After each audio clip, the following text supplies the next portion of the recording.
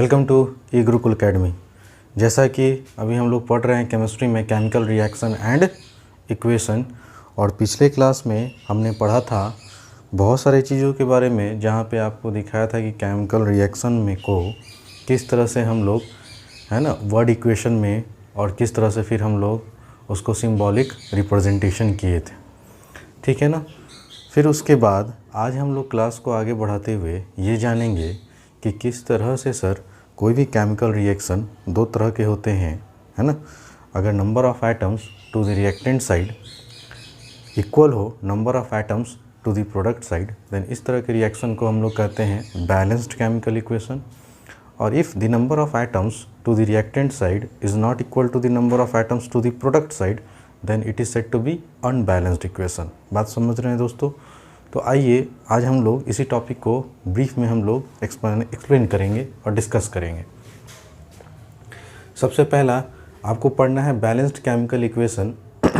तो balanced chemical equation दोस्तों किसे कहा जाता है, जैसा कि मैंने आपको डेफिनेशन में ही बोला है ना। A balanced chemical equation means that the number of atoms of the same atom on both the sides of a chemical reaction. तो बोथ द साइड मतलब क्या चीज़, number of atoms to the reactant side is equal to the number of atoms to the product side. अगर number of atoms दोनों का same है, reactant side और product side का, तो that particular reaction is said to be a balanced chemical equation. Otherwise है ना, it is said to be unbalanced chemical equation. अब यहाँ से कुछ बातें हैं हम लोग को जानने हैं दोस्तों, और अच्छे से समझेंगे, एक एक चीज़ डिस्कस करूँगा मैं, ठीक है ना, इसलिए ध्यान दीजिएगा। अब किसी भी केमिकल रिएक्शन को बैलेंस्ड करना क्यों नेसेसरी है, क्योंकि ये लॉ ऑफ कंजर्वेशन ऑफ मास को सेटिस्फाई करता है। अब ये लॉ ऑफ कंजर्वेशन ऑफ मास, जैसा कि आप लोग ने क्लास 9th में पढ़ा था कि according to law of conservation of mass, total mass of all the products of a reaction in a chemical reaction is equal to the total mass of all the reactant. ठीक है ना। तो एक बार फिर से हम एक्सप्लेन करते हैं दोस्तों। किसी भी केमिकल रिएक्शन को बैलेंस्ड केमिकल इक्वेशन तब बोलेंगे जब number of atoms to the reactant side is equal to the number of atoms to the product side. If not then it is said to be unbalanced chemical equation. ठीक है। Now किसी भी chemical reaction को अगर हम लोग balanced करते हैं तो क्यों इसकी आवश्यकता पड़ी, ठीक है, क्यों इसकी नेसेसिटी पड़ी। तो इसके पीछे रीज़न है कि कोई भी बैलेंस्ड केमिकल इक्वेशन जो होता है ना, वो दोस्तों लॉ ऑफ कंजर्वेशन ऑफ मास को सेटिस्फाई करता है। और जैसा कि क्लास 9th में आपने पढ़ा होगा कि law of conservation of mass कहता है कि total mass of the reactant is always equal to the total mass of the product. ठीक है दोस्तों। इस हिसाब से अगर हम कुछ रिएक्शन को देखा गया, तो यहाँ पे मैग्नीशियम का आप पढ़े थे, पहला एक्टिविटी याद कीजिए कि when magnesium ribbon bonds in air then it forms magnesium oxide, जो कि एक वाइट पाउडर था। अभी फ़िलहाल देखिए इधर अगर हम लोग रिएक्टेंट की बात करें तो ध्यान से देखिएगा दोस्तों। तो एक तरफ हमने रिएक्टेंट बोला और एक तरफ हमने प्रोडक्ट बोला। ठीक है, ध्यान से देखिएगा।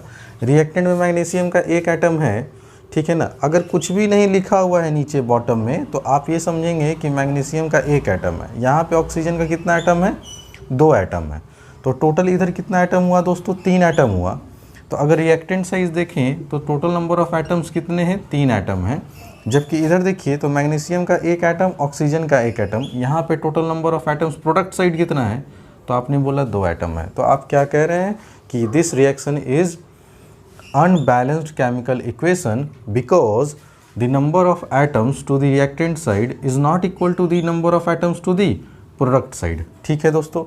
अब इस अनबैलेंस्ड इक्वेशन को हमको बैलेंस करना है, तो हमने यहाँ पे क्या लगाया, 2 लगा दिया। जैसे ही 2 मॉलिक्यूल लगाए ना दोस्तों, तो यहाँ पे आ गया 2Mg + O2, तो 2MgO। अब अगर देखें कि total number of atoms reactant side अब कितने हैं, तो इस केस में देखिए 2 और 2, तो टोटल नंबर ऑफ एटम्स कितने हो गए, 4 रिएक्टेंट साइड। और अगर प्रोडक्ट की बात करें दोस्तों, ठीक है, प्रोडक्ट की बात करें तो 2 एटम मैग्नीशियम का है और 2 एटम ऑक्सीजन का है। तो टोटल नंबर ऑफ एटम्स कितना हुआ, इधर भी 4 एटम हुआ। अब ध्यान दीजिएगा, अगर कोई कंपाउंड के बगल में कोई नंबर मल्टीप्लाई है तो उसको नंबर ऑफ मॉलिक्यूल्स बोलते हैं दोस्तों। और ये हमेशा दोनों में ईच एलिमेंट में मल्टीप्लाई होता है। इसका मतलब 2Mg और 2O2, समझ रहे हैं ना दोस्तों। तो मैग्नीशियम का यहाँ 2 एटम हुआ, ऑक्सीजन का यहाँ 2 एटम हुआ, टोटल 2 + 2 कितना हो गया 4। हमेशा ये मल्टीप्लिकेशन फॉर्म में रहता है, याद रखेंगे। तो हम इसको क्या बोलें कि sir now this is a complete balanced equation, ठीक है ना। अगर अब हम इधर अगर total law of conservation of मास लगाएं तो इधर जो टोटल मास आएगा रिएक्टेंट का वो ऑलवेज इक्वल होगा, इधर जो टोटल मास आएगा प्रोडक्ट का उसके बराबर होगा, ठीक है। नेक्स्ट एग्जांपल लेते हैं दोस्तों। अगर हमने हाइड्रोजन का लिया कि हाइड्रोजन जब ऑक्सीजन से रिएक्ट करता है तो वाटर बनाता है, लेकिन अभी फ़िलहाल ये अनबैलेंस्ड केमिकल इक्वेशन है। क्यों? क्योंकि आप अगर रिएक्टेंट साइड देखें तो हाइड्रोजन के 2 एटम और ऑक्सीजन के 2 एटम टोटल मिलके 4 एटम बना रहा है, जबकि प्रोडक्ट साइड देखें तो हाइड्रोजन का 2 एटम है, ऑक्सीजन का 1 एटम मिलके 3 एटम बना रहा है दोस्तों। तो ये क्या है अभी फ़िलहाल? Sir this is also unbalanced chemical equation. Now we should, है ना, balanced it. For balancing, we just simply multiplied by 2 in the number of hydrogen atom, then it is balanced। देखिए दोस्तों, अब यहाँ पे देखिए 2 × 2 तो 2 2 जा कितना हुआ 4 हाइड्रोजन का एटम हमेशा मल्टीप्लाई होगा। आगे वाला नंबर और जो नीचे में बॉटम में रहता है वो हमेशा मल्टीप्लाई होकर टोटल नंबर ऑफ एटम्स देते हैं। तो 2 × 2 करेंगे तो कितना आएगा दोस्तों 4। ऑक्सीजन का यहाँ पे 2, तो यहाँ पे 6 एटम आया आपका रिएक्टेंट साइड, जबकि यहाँ प्रोडक्ट साइड देखिए तो 2 × 2 करेंगे तो कितना आएगा 4 हाइड्रोजन का एटम और 2 ऑक्सीजन का एटम, तो टोटल क्या हो गया दोस्तों यहाँ पे 6। तो आप अब आराम से कह सकते हैं सर कि now this is also a balanced chemical equation. Now if you apply law of conservation of mass to the reactant side, you found that the total mass of the reactant is always equal to the total mass of the product. तो this balanced chemical equation always satisfy the law of conservation of mass. एक बार आप screenshot लेंगे दोस्तों, इसके बाद मैं आगे की बात करूंगा।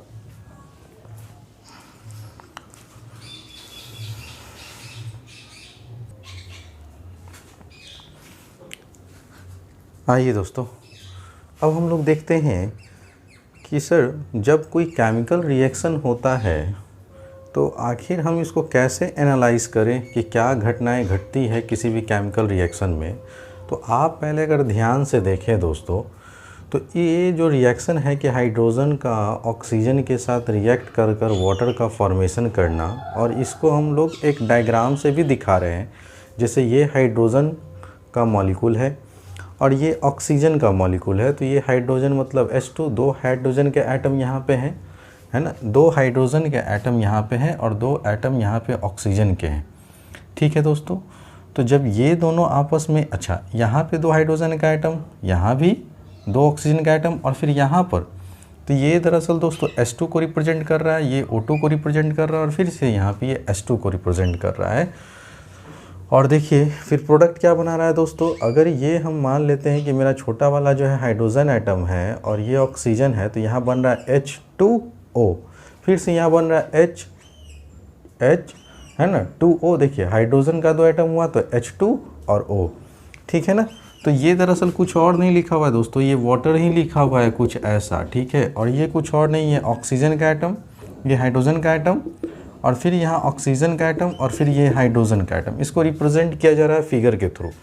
तो आप समझने की कोशिश करें कि आखिर होता क्या है कि जब भी अगर हम किसी केमिकल रिएक्शन को एनालाइज करते हैं ना, एनालिसिस करने पे हमको ये पता चलता है कि दरअसल इस रिएक्शन में हाइड्रोजन, एक एलिमेंट का हाइड्रोजन दूसरे एलिमेंट के हाइड्रोजन में चेंज नहीं करता है, ठीक है ना, याद रखिएगा, है ना, कि the atoms of one element do not changes into atom of other element. अगर आप ध्यान से इधर देखिए तो टोटल नंबर ऑफ हाइड्रोजन का एटम इधर 4 है, तो इधर भी देखिए दोस्तों total number of atoms hydrogen का 4 ही है। जबकि अगर यहाँ देखें तो 2 है, तो इधर भी देखिए तो कितना है, ऑक्सीजन का 2 ही एटम है, ठीक है ना। सिमिलरली हम ये भी कह सकते हैं सर कि ये जो हाइड्रोजन का एटम है कहीं ना बाहर से आया, ठीक है ना, और ना ही अंदर से बना। ये हुआ क्या, बस इसमें नंबर ऑफ एटम सिर्फ अपने पार्टनर को क्या करते हैं, एक्सचेंज कर जाते हैं, ठीक है ना। बस इसके अलावा रिएक्शन में कुछ नहीं होता है दोस्तों, ठीक है ना। फिर से हम ध्यान देंगे और समझने की कोशिश करेंगे कि नाइदर जो एटम है neither disappear from the reaction, इस रिएक्शन से एटम की संख्या देखिए, पहले भी हाइड्रोजन का 4 था, अभी भी 4 है, ऑक्सीजन का भी 2 है, तो अभी भी ऑक्सीजन का 2 है, तो डिसअपीयर भी नहीं हुआ और कहीं बाहर से एक्स्ट्रा एटम आया भी नहीं। बात समझ रहे हैं? तो एक्चुअली कोई भी केमिकल रिएक्शन जब होता है ना, तो इसके जो पार्टनर है, चाहे वो रिएक्टेंट साइड हो चाहे वो प्रोडक्ट साइड हो, वो बस अपने नंबर ऑफ एटम्स को एक्सचेंज करते हैं। समझ में आया दोस्तों? और इस तरह से हम ये भी कह सकते हैं कि जाहिर सी बात है, बस अब नंबर ऑफ एटम एक्सचेंज हुए हैं पार्टनर्स के बीच में, लेकिन मास तो अभी भी अगर आप इधर कैलकुलेट करेंगे तो कुछ सर्टेन मार्क्स आएगा, फिक्स्ड मार्क्स आएगा, और इधर भी अगर आप कैलकुलेट करेंगे तो फिक्स्ड ही मार्क्स आएगा। ठीक है ना दोस्तों? तो हम कह सकते हैं आसानी से कि सर ये होल्ड्स करता है good for the law of conservation of mass, है ना, as the number of atoms to the reactant side is equal to the number of atoms to the product side, hence total mass of the reactant is always equal to total mass of the products. That's why it holds good for law of conservation of mass. यहाँ भी देख रहे हैं figure के through दिखाया जा रहा है कि हाइड्रोजन का 2 एटम यहाँ भी है, तो यहाँ पे आखिर क्या देख रहे हैं कि हाइड्रोजन का 2 मॉलिक्यूल है, तो एक मॉलिक्यूल हाइड्रोजन का ये हुआ और एक मॉलिक्यूल ये हुआ। एक मॉलिक्यूल में नंबर ऑफ एटम्स 2 हैं, देखिए यहाँ पे 2 एटम है हाइड्रोजन का और यहाँ पे भी 2, तो एक हाइड्रोजन यहाँ पे है, एक हाइड्रोजन, तो टोटल कितना हाइड्रोजन का मॉलिक्यूल हुआ? 2 हाइड्रोजन का मॉलिक्यूल हुआ। और मॉलिक्यूल को हम लोग आगे अगर मल्टीप्लाई करते तो वो मॉलिक्यूल को रिप्रेजेंट करता है। तो आखिर इस रिएक्शन में क्या हो रहा है दोस्तों? तो आप फिर से ध्यान से देखिएगा कि हाइड्रोजन का 2 मॉलिक्यूल, ऑक्सीजन के 1 मॉलिक्यूल। अगर मैं हाइड्रोजन का 2 मॉलिक्यूल कहता हूँ तो इसके मतलब नंबर ऑफ एटम्स की मैं बात कर रहा हूँ 4, और ऑक्सीजन का अगर 1 मॉलिक्यूल की बात कर रहा हूँ तो नंबर ऑफ एटम्स की बात कर रहा हूँ 2। कंबाइंड कर 2 मॉलिक्यूल बना रहा है, किसका? वाटर का। तो अब हम इसको ऐसे अगर हम लोग समराइज़ करें तो और अच्छे से आप समझ पाएंगे कि 2 मॉलिक्यूल्स ऑफ हाइड्रोजन एटम, है ना, कंबाइन कर रहा है सर किससे? 1 molecule of oxygen atom to form 2 molecule of water. 2 molecule बना रहा है दोस्तों, किसका? वाटर का। और आप देख भी रहे हैं कि 2 मॉलिक्यूल है वाटर का। अगर 2 मॉलिक्यूल वाटर का है तो इसमें हाइड्रोजन का संख्या कितना है? तो 2 × 2 4 हुआ, और 2 × O1 करेंगे तो क्या आएगा दोस्तों? 2 आएगा। तो ऑक्सीजन यहाँ पे 2 एटम है, जबकि हाइड्रोजन का यहाँ 4 एटम है। तो आपने क्या सीखा कि सर कोई भी अगर केमिकल रिएक्शन होता है तो बैलेंसिंग करने से हमको ये पता चलता है कि ये लॉ ऑफ कंजर्वेशन ऑफ मास को सेटिस्फाई कर रहा है, होल्ड्स कर रहा है good for law of conservation of mass. In fact हम ये भी कह सकते हैं कि सर जब कोई केमिकल रिएक्शन होता है ना, तो इसमें एक एलिमेंट जो होता है, एक एलिमेंट का जो नंबर ऑफ एटम्स होता है ना, वो दूसरे एलिमेंट के नंबर ऑफ एटम में चेंज नहीं करता है, बस अपने नंबर ऑफ एटम्स के पार्टनर को वो क्या करता है? एक्सचेंज करता है। बात समझ रहे हैं? ठीक है ना? दूसरी बात आपने ये सीखा कि सर जब भी कोई केमिकल रिएक्शन होता है तो आपने ये सीखा कि ये जो है लॉ ऑफ कंजर्वेशन ऑफ मास को फॉलो करता है, इसीलिए कोई एटम कहीं से बनता भी नहीं है, डिसअपीयर भी नहीं होता और कहीं बाहर से आता भी नहीं है, बस इसके partners he number of atoms को क्या करते हैं? चेंज कर जाते हैं। ठीक है? और इसमें सर कुछ भी नया चीज़ नहीं है, बस पार्टनर्स अपने नंबर ऑफ एटम्स को एक्सचेंज करते हैं। और ये अभी भी नंबर ऑफ एटम्स इधर देखें तो 6 है और इधर भी देख रहे हैं तो 6 ही है। इसका मतलब कि लॉ ऑफ कंजर्वेशन ऑफ मास को ये फॉलो कर रहा है, ये सेटिस्फाई कर रहा है। ठीक है ना? और अगर 2 मॉलिक्यूल्स अगर की बात करते हैं दोस्तों, अगर 2 मॉलिक्यूल्स हाइड्रोजन एटम में टोटल नंबर ऑफ एटम्स 4 हुआ, जबकि 1 मॉलिक्यूल ऑफ ऑक्सीजन में नंबर ऑफ एटम 2 हुआ, तो जब अगर ये आपस में कंबाइन करेंगे तो 2 मॉलिक्यूल बनाएगा वाटर का, जिसको मैंने सिम्बॉलिकली भी लिखा है और आपको वर्ड में भी लिख दिया हूँ। ठीक है ना? तो उम्मीद करता हूँ दोस्तों आपको बहुत अच्छे से समझ में आ रहा होगा। अब कोई केमिकल रिएक्शन होता है, ठीक है ना, तो आखिर ये हाइड्रोजन और ऑक्सीजन आपस में कंबाइन करके किस तरह से वाटर का फॉर्मेशन कर रहा है। तो यहाँ कोई बॉन्ड ब्रेक कर रहा है दोस्तों और कोई बॉन्ड जुटता है। ठीक है ना? और आप जानते हैं कि हाइड्रोजन एक नॉन मेटल है, ऑक्सीजन भी एक नॉन मेटल है। तो जब भी नॉन मेटल और नॉन मेटल के बीच में जब बॉन्ड है ना का फॉर्मेशन होता है तो ऐसे बॉन्ड को हम लोग कहते हैं कोवेलेंट बॉन्ड। कौन सा बॉन्ड कहते हैं दोस्तों? हमेशा कोवेलेंट बॉन्ड एग्जिस्ट करता है जब एक नॉन मेटल एक दूसरे नॉन मेटल से आपस में कंबाइन कर एक नया कंपाउंड बनाता है, तो उस कंपाउंड को भी कहते हैं हम लोग कोवेलेंट कंपाउंड। कौन सा कंपाउंड? कोवेलेंट कंपाउंड, क्योंकि कोवेलेंट बॉन्ड बनाने की वजह से उस कंपाउंड का नाम पड़ा कोवेलेंट कंपाउंड। ठीक है, जब हम लोग कार्बोनेट एंड इट्स कंपाउंड के बारे में पढ़ेंगे ना चैप्टर, तो वहाँ पे हम लोग सीखेंगे कि कोवेलेंट कंपाउंड क्या होता है। अभी फ़िलहाल आप इतना ही नॉलेज रखिए कि जब एक नॉन मेटल दूसरे नॉन मेटल से कंबाइन करता है, ठीक है ना, तो जो नया प्रोडक्ट बनाता है दोस्तों, उसी को कहते हैं कोवेलेंट कंपाउंड। नॉन मेटल हमेशा कोवेलेंट कंपाउंड का फॉर्मेशन करेगा दोस्तों। उम्मीद करता हूँ आपको समझ में आ रहा होगा। Take your time please.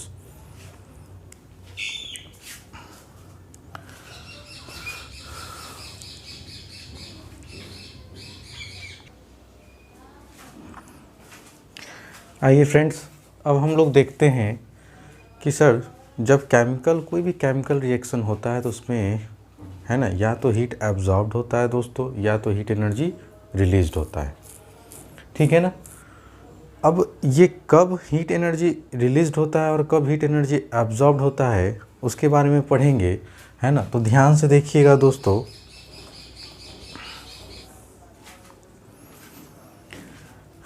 देखिए दोस्तों, अब हम लोग जो टॉपिक पढ़ रहे हैं कि जब भी कोई केमिकल रिएक्शन होता है तो या तो एनर्जी रिलीज्ड होता है या तो एनर्जी नीडेड होता है।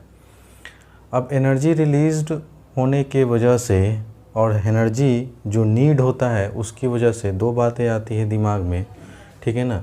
उसके बेसिस पे हम लोग रिएक्शन को दो पार्ट में स्टडी करते हैं। एक होता है हमारा एक्सोथर्मिक, एक रिएक्शन होता है आपका एंडोथर्मिक।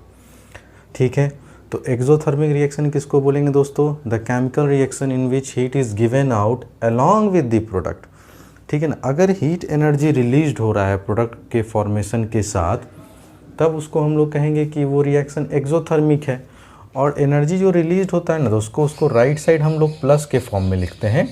कोई लड़का अगर लेफ्ट साइड लिखना चाहेगा तो ये प्लस 572 किलो जूल जो एनर्जी रिलीज हो रहा है ना, ये इधर आके माइनस हो जाएगा। तो आप हमेशा एक रूल को याद रखेंगे कि जब भी, ठीक है ना, एक्सोथर्मिक रिएक्शन होगा तो जो हमारा हीट होगा, हीट को हम लोग दोस्तों, है ना, केमिस्ट्री में डेल्टा एच से रिप्रेजेंट करते हैं या सिंपली डेल्टा से भी रिप्रेजेंट करते हैं। ठीक है, तो डेल्टा एच यहाँ पे किसको रिप्रेजेंट करता है? हीट को। ठीक है ना। तो आप देखिए कि जब हाइड्रोजन और ऑक्सीजन आपस में कंबाइन करके वाटर का फॉर्मेशन करता है ना दोस्तों, तो उस दौरान हीट एनर्जी ये 572 किलो जूल एनर्जी रिलीज्ड होता है। ठीक, जब बर्निंग ऑफ कोल करें या बर्निंग ऑफ फ्यूल का एग्जांपल ले लीजिए कि जब कार्बन ऑक्सीजन से रिएक्ट करता है, किसी भी फ्यूल में कार्बन प्रेजेंट होता है, और जब वो बर्न करेगा ऑक्सीजन के प्रेजेंस में, तो इस दौरान भी हीट एनर्जी देखिए दोस्तों प्लस से लिखा जाता है।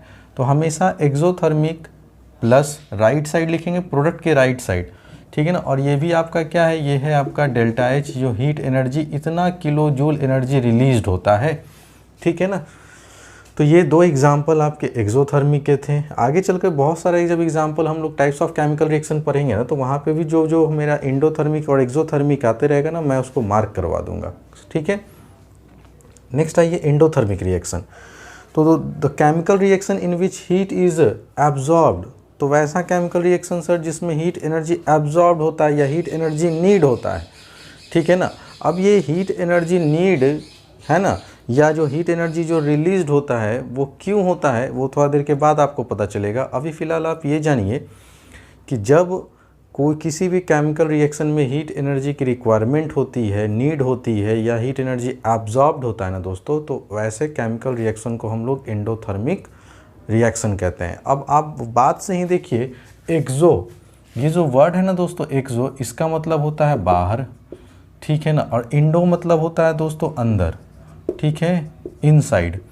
तो जब अगर एनर्जी बाहर निकल रहा हो तो वो एक्सोथर्मिक, जब एनर्जी हीट एनर्जी एब्जॉर्ब हो रहा अंदर की तरफ आ रहा हो तो उसको हम लोग क्या बोलेंगे? एंडोथर्मिक। जैसे यहाँ नाइट्रोजन और ऑक्सीजन आपस में कंबाइन किया तो NO बनाया, और यहाँ पे देखिए इंडोथर्मिक रिएक्शन में हम लोग डेल्टा H को माइनस से रिप्रेजेंट करते हैं। ठीक है। अगर इसको इस साइड लाएंगे दोस्तों, ठीक है ना, तो किसी किसी किताब में ये वाला चीज़ इधर आके प्लस में रहेगा। ठीक है ना। और यहाँ पे जो प्लस में है वो इधर आएगा माइनस में रिएक्टेंट साइड। तो आप घबराने की ज़रूरत नहीं है, आप एक फॉलो कीजिए एक सिस्टम को कि राइट साइड एक्सो लिखना है, प्लस के फॉर्म में, और इंडो में हीट एनर्जी माइनस के रूप में लिखेंगे। ठीक है, अब यहाँ पे हाइड्रोजन जब आयोडीन से रिएक्ट किया दोस्तों, तो यहाँ पे देखिए माइनस रिप्रेजेंट हो रहा है 53.8 किलो जूल। अगर आप इधर ना लिखेंगे, अगर आप रिएक्टेंट साइड लिखेंगे तो आपको लिखना होगा प्लस का 53.8 किलो जूल। तो इतना एनर्जी आपको इसमें चाहिए होता है, तब जाके हाइड्रोजन आयोडाइड बनेगा।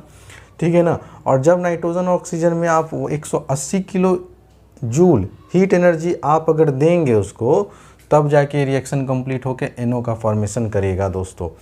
तो यहाँ से आपको ध्यान रखने वाली बात यह है कि if energy needed in the bond breaking in the reactant, तो अब यहाँ पे देखिए नाइट्रोजन ऑक्सीजन के बॉन्ड के बीच जो होगा वो ब्रेक करेगा, और ब्रेक करने के बाद जो भी एनर्जी हमको नीड होगा, अगर वो लेस देन होगा energy released when new bonds are formed. इसका मतलब रिएक्टेंट के बॉन्ड को तोड़ने में जो एनर्जी हमको लगा, अगर वो एनर्जी जो प्रोडक्ट बना और प्रोडक्ट बनने के दौरान जो बॉन्ड का फॉर्मेशन हो रहा है उससे अगर कम होगा, द केमिकल रिएक्शन को हम लोग क्या बोलते हैं दोस्तों? एक्सोथर्मिक इन नेचर बोलते हैं।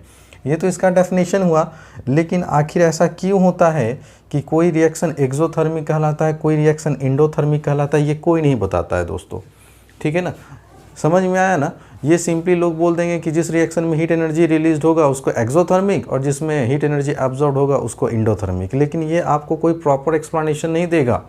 ठीक है ना, समझ में आ रहा है ना जो मैं बता रहा हूँ? तो कभी भी याद रखिएगा, रिएक्टेंट साइड का जब बॉन्ड टूटता है, टूटने के बाद जो हीट एनर्जी रिलीज्ड होता है, नीड होता है, देखिए यहाँ पे लिखा हुआ है इफ़ एनर्जी नीडेड, है ना। तो कि जब कोई बॉन्ड ब्रेक करता है तो ब्रेक करने के लिए उसको कुछ ना कुछ हीट एनर्जी चाहिए होगा, तभी आप वो बॉन्ड टूटेगा।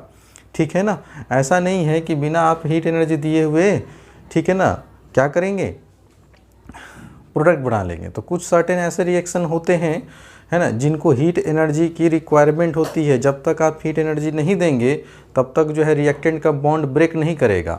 ठीक है ना, तो आप हमेशा याद रखिएगा कि जब, है ना, रिएक्टेंट का बॉन्ड टूटता है, कब टूटेगा दोस्तों? जब उसमें हीट एनर्जी देंगे। अगर वो हीट एनर्जी लेस होगा, है ना, जो प्रोडक्ट साइड में आपका जो प्रोडक्ट बन रहा है उसके बॉन्ड फॉर्मेशन में, इधर बॉन्ड ब्रेक होता है उधर बॉन्ड फॉर्म्ड होता है प्रोडक्ट साइड। तो अगर लेफ्ट साइड रिएक्टेंट साइड अगर बॉन्ड क्या हो रहा है दोस्तों, ब्रेक हो रहा है, और वो जो एनर्जी आप दे रहे हैं, अगर वो एनर्जी जो राइट साइड जो प्रोडक्ट फॉर्म्ड हो रहा है उससे अगर कम है, तो रिएक्शन ऑलवेज क्या होता है नेचर में दोस्तों? एक्सोथर्मिक होता है। ठीक है ना, और आपको कैसे पता चलेगा? तो जिस कंटेनर में आप रिएक्शन करवा रहे हैं ना, उसके बॉटम को छुइए, उसके साइड वाइज को छुइए, तो वो आपको हीट महसूस होगा। ठीक है ना, गर्म हो जाएगा। बात समझ रहे हैं? It becomes hot in which the reaction is carried out. तो ये हुआ आपका एक्सोथर्मिक। ठीक, एंडोथर्मिक का इसीलिए इसी का उल्टा करके बोल दीजिए, if energy needed in bond breaking in the reactant. अब यहाँ लेस बोले हैं तो वहाँ मोर बोल दीजिए। ठीक है ना, more than the bond formation या bond making when new compounds are formed, तब हम लोग वैसे रिएक्शन को क्या बोलेंगे दोस्तों? एंडोथर्मिक इन नेचर बोलेंगे। और अब अगर वैसे कंटेनर को अगर आप छुएंगे, टच करेंगे, तो आपको कोल्डनेस फील होगा। बात समझ रहे हैं दोस्तों? एक बार मैं फिर से बता रहा हूँ, ध्यान से सुनिए। ठीक है ना, कि जब को एनर्जी चेंजेस पड़ रहे हैं किसी भी केमिकल रिएक्शन में, अभी जो टॉपिक हम लोग डिस्कस कर रहे हैं वो डिस्कस ये कर रहे हैं कि जब कोई केमिकल रिएक्शन होता है तो किस तरह का एनर्जी चेंजेस देखने को मिलता है। तो रिएक्टेंट साइड का जो भी आपका सबस्टांस है, ठीक है ना, अगर उसका बॉन्ड ब्रेक करवाना चाहते हैं तो आप उसको सबसे पहले हीट एनर्जी देंगे। कुछ रिएक्शन ऐसे होते हैं दोस्तों जिसको हीट एनर्जी चाहिए होता है, तब जाके वो नया कंपाउंड का, कोवेलेंट कंपाउंड का फॉर्मेशन कर पाता है। ठीक है ना, तो आप हमेशा ध्यान रखिएगा कि अगर रिएक्टेंट साइड, ठीक है ना, अगर बॉन्ड टूट रहा है तो बॉन्ड कैसे टूटेगा कोवेलेंट बॉन्ड? जब आप उसको हीट एनर्जी देंगे, और वो हीट एनर्जी का वैल्यू अगर कम हो गया जो राइट साइड प्रोडक्ट बन रहा उसके बॉन्ड फॉर्मेशन से, तब आप कह देंगे कि हाँ सर, इस केमिकल रिएक्शन का नेचर होगा एक्सोथर्मिक। और कैसे पता चलेगा कि ये एक्सोथर्मिक है? तो जब आप जिस कंटेनर में उस रिएक्शन को करवा रहे होंगे, ठीक है ना, वो कंटेनर आपका हॉट हो जाएगा। ठीक है, दूसरी तरफ रिएक्टेंट साइड का जो बॉन्ड जो होता है दोस्तों, अगर वो टूटता है, कैसे टूटता है, फिर से आप उसको हीट एनर्जी दीजिए। अगर वो हीट एनर्जी का वैल्यू राइट साइड जो बॉन्ड फॉर्मेशन करके जो प्रोडक्ट बना रहा है उससे अगर ज़्यादा हो जाए, ठीक है ना, तब जो केमिकल रिएक्शन होगा वो किस नेचर का होगा दोस्तों, एंडोथर्मिक नेचर का होगा। और कैसे पता चलेगा कि रिएक्शन एंडोथर्मिक नेचर का है, तो जिस कंटेनर में आप वो रिएक्शन करवा रहे होंगे उस कंटेनर को जब आप टच करेंगे तो आपको कोल्डनेस, ठंडापन महसूस होगा, तो आप कह देंगे कि वो रिएक्शन कैसा है, एंडोथर्मिक है।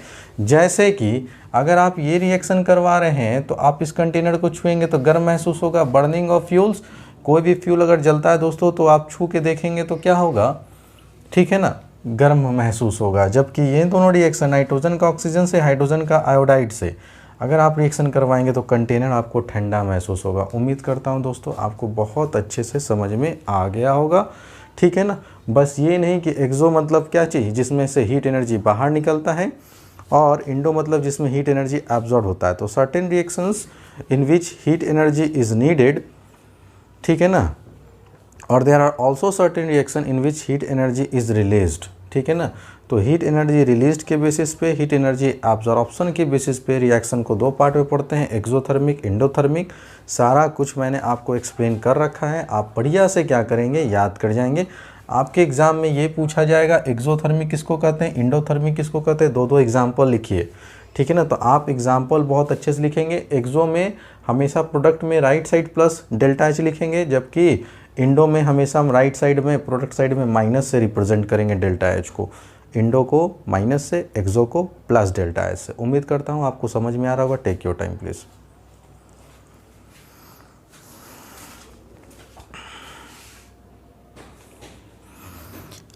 आइए फ्रेंड्स, अब हम लोग सीखेंगे how to balance the chemical equation. किसी भी केमिकल इक्वेशन को किस तरह से हम लोग अब बैलेंस करते हैं। तो ये 4 पॉइंट आपको लिखा गया है, ये चारों पॉइंट आप लोग अच्छे से क्या करेंगे, समझेंगे, ठीक है ना। और फिर इसके बाद हम लोग तरह तरह के एग्जाम्पल लेंगे जिसमें आपको सिखाया जाएगा कि किस तरह से जो है मैं बैलेंस कर रहा हूँ, और ठीक उसी तरह से आपको भी फॉलो कर बैलेंस करना होगा। सबसे पहले किसी भी केमिकल इक्वेशन को बैलेंस्ड करने के लिए right the chemical equation in the form of word equation. तो आप उसको वर्ड इक्वेशन के रूप में पहले लिखेंगे, ठीक है। Keep reactants on the left hand side, reactant को लेफ्ट हैंड साइड लिखना है और प्रोडक्ट को राइट हैंड साइड लिखना है दोस्तों। और रिएक्टेंट और प्रोडक्ट को हम लोग एक एरो हेड से क्या करेंगे, सेपरेट करेंगे। और जो एरो हेड होना चाहिए वो रिएक्टेंट से प्रोडक्ट की तरफ होना चाहिए, ठीक है।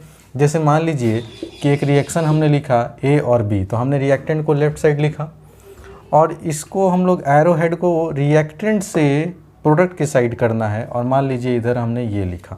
तो ये कहा जा रहा है कि रिएक्टेंट और प्रोडक्ट को आप एक एरो हेड से सेपरेट करेंगे, और जो एरो हेड होगा वो रिएक्टेंट से प्रोडक्ट के साइड तरफ होगा, ठीक है। दूसरा, अब जो आपने वर्ड इक्वेशन लिखा था दोस्तों, उसको आपको सिंबल इक्वेशन में कन्वर्ट करना है by writing the symbols and formulae of all the reactants and products.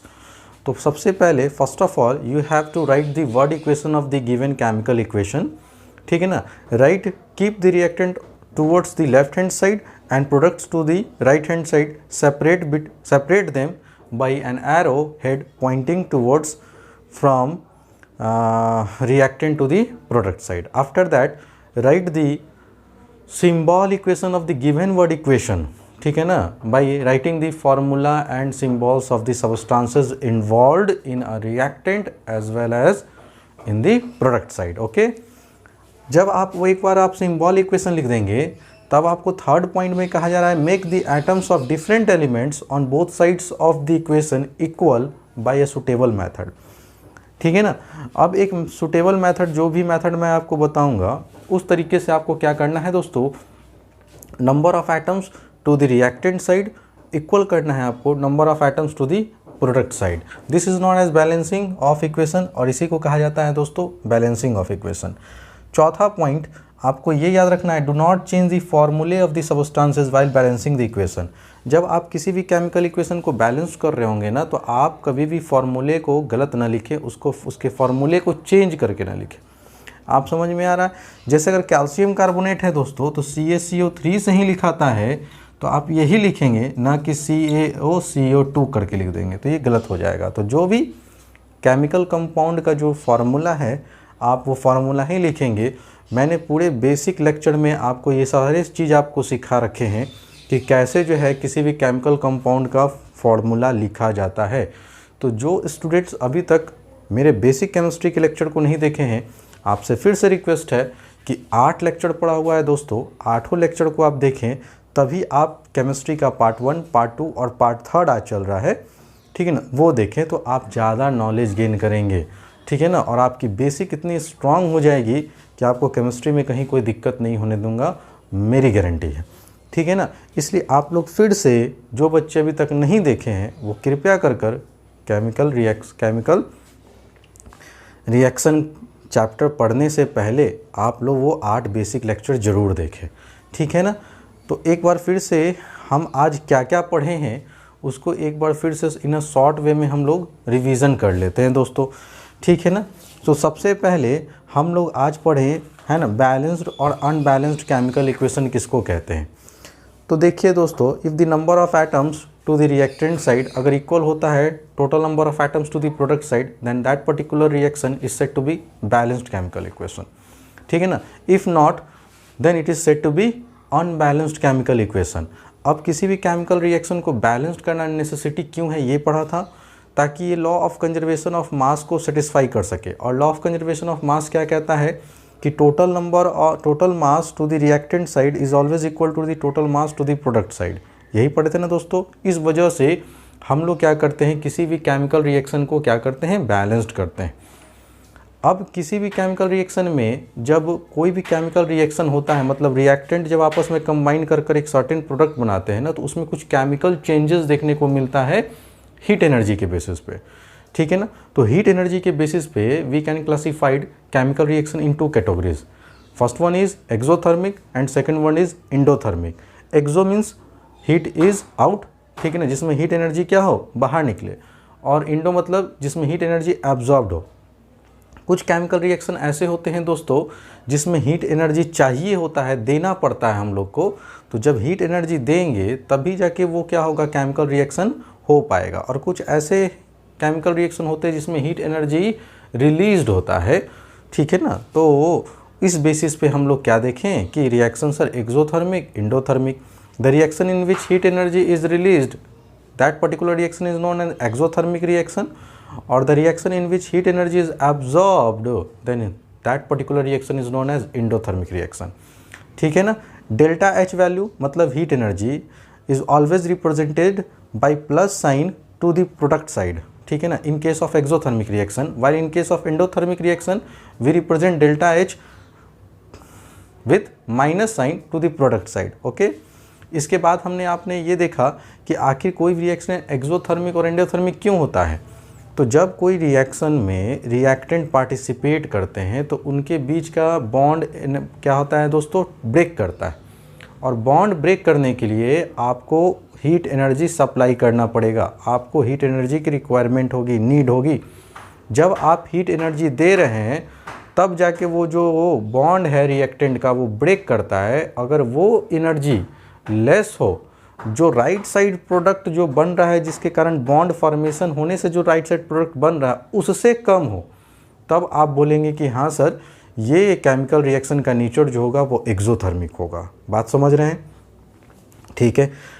पता कैसे चलेगा कि रिएक्शन एक्सोथर्मिक है, तो आप जिस रिएक्शन में, जिस भी कंटेनर में आप रिएक्शन करवा रहे हैं और उसका अगर बॉटम या साइड वाइज अगर आपको टच करने पे वार्म महसूस होता है, हॉट महसूस होता है, तो आप कहेंगे सर कि that particular reaction is exothermic reaction. समझ रहे हैं दोस्तों। जैसे कोई भी फ्यूल जब बर्न करता है तो आप उसके अगल बगल भी खड़ा रहते हैं तो आपको वार्म महसूस होता है ना, वार्म अप, ठीक है ना, आप गर्मी महसूस होता है, ठीक है। तो ये रिएक्शन हुआ एक्सोथर्मिक। इसके बाद फिर हम लोग पढ़े इंडोथर्मिक कि सर जब कोई रिएक्टेंट साइड का बॉन्ड ब्रेक करता है, ठीक है ना।